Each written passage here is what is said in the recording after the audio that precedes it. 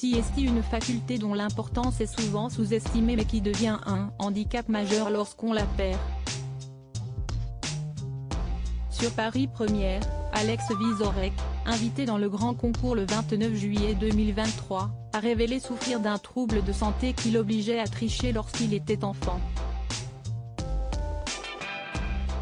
Interviewé dans l'émission Extravagante sur Paris Première le 8 mars 2021, Alex Vizorek s'est confié en toute franchise sur un handicap qui le touche depuis l'enfance, l'anosmie. Un trouble qui a été beaucoup expliqué pendant la pandémie de Covid-19 et qui a pour conséquence une perte totale de l'odorat et donc de ne plus sentir le goût. Un trouble qu'il connaît depuis tout petit et qui donc ne lui manque pas, étant donné qu'il n'a jamais vécu ou éprouvé la sensation de sentir.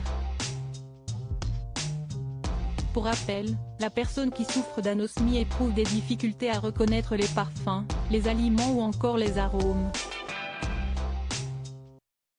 La perte d'odorat est généralement bilatérale, mais elle peut ne concerner qu'une seule narine. L'aveugle, on se rend très vite compte qu'il tape dans les portes. Le sourd, quand on l'appelle, il se retourne pas. L'anosmique, CST très compliqué. Parce qu'on veut faire plaisir aux autres, confie l'humoriste qui se sentait obligé de faire comme ses camarades lorsqu'il était enfant afin de ne pas se sentir à part. Ainsi, il a copié son entourage et trichait, ça sent bon. Et puis j'avais 7-8 ans, et j'ai demandé à ma mère ce qu'on mangeait. Elle m'a dit, mais enfin, ça sent le poulet dans toute la maison. Sa maman a alors réalisé qu'il y avait un problème et que la situation n'était pas normale. Après un rendez-vous chez un orle, le verdict tombe, l'anosmie. CST devenu très populaire depuis quelques mois, a-t-il plaisanté en référence au Covid-19.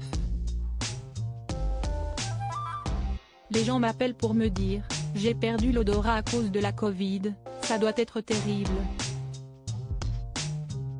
Maintenant, j'espère que ça va être considéré comme un handicap majeur et qu'on va toucher énormément de subventions de l'État, parce qu'on a été très oubliés, nous les anosmiques, a-t-il indiqué. Afin de compenser ce manque de saveur, il a toujours aimé les aliments très forts et de manière ironique pour les choses fortes, comme l'andouillette et le maroilles.